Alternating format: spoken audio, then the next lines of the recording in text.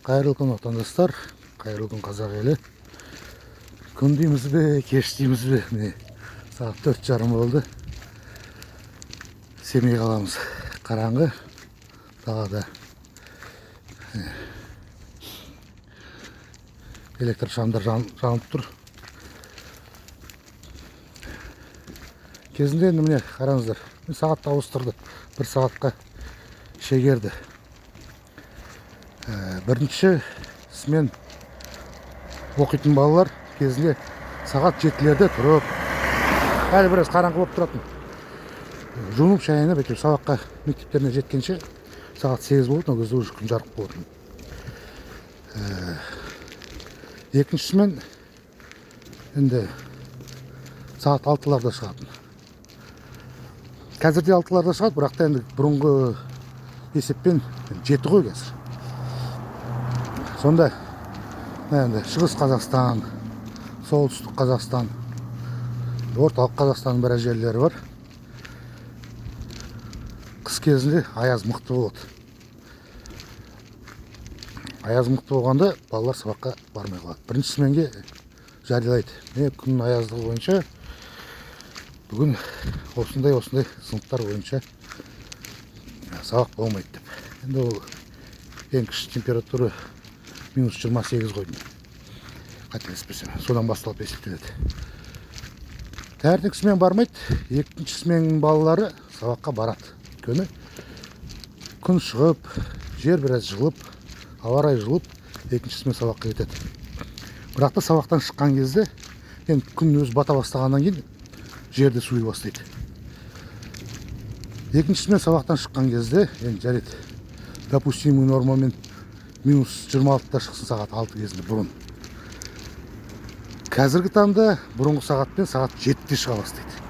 1 сағаттың ішінде ол -26, -28-ге жетуге мүмкін.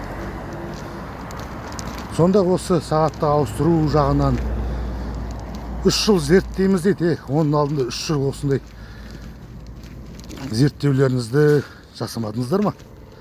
Есептемедіңіздер ме? Әр өңірдің жағдайын, ауа райлық жағдайын. Мен енді қазір мүмкін сағатты ауыстырып, бәр жақ бірдей болып, сіздерге ыңғайлы шығар. Сағат 9-да бәрімен селектор арқылы қосыламыз деген кезде бәрі сағат 9-да қосыла қалады. Өйткені бәрі сағат 9-да жұмыста. Бір жақта сағат 9, бір жақта сағат 8 емес. Мүмкін ол жағынан сіздерге ыңғайлы. Бірақ та қарапайым халыққа ыңғайсыз ғой. Ауа райы түсіп кетеді. Күнді жоғалтып алды.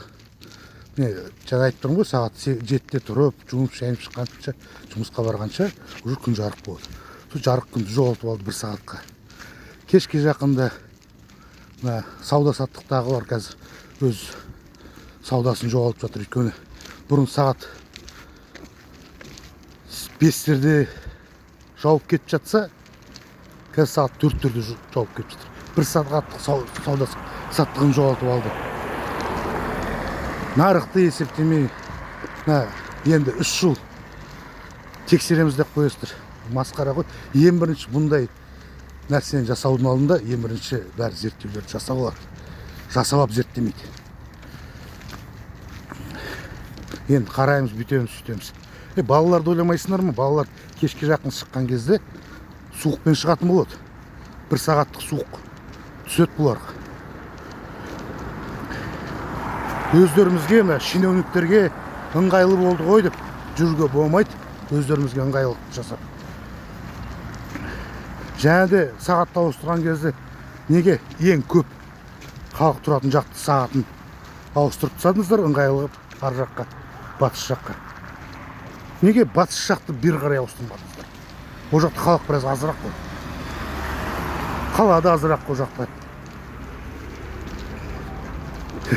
Қызық екенсіздер. Көптеген халық мүддесін құқығын бұзып, енді 3 жыл зерттейміз дейсіздер. Бұл ақмақтық. Ең бірінші осындай зерттеулерді істеп алу керек еді. Жасап алу керек еді. Ойлану керек еді. Өскеменнің жағдайы қалай болады, Семейдің жағдайы қалай болады, Павлодардікі, Көкшетаудікі деп, Қызылорданікі, Қарағандыныкі, қыстауларда жағдайлары қандай, жазда қандай олар жағдайлар. Жазда кешке жұмыстан келіп, огородтарын суғару, огородта бірдеңке істеуге үлгермей жатады. Күн қараңғы болып кетеді.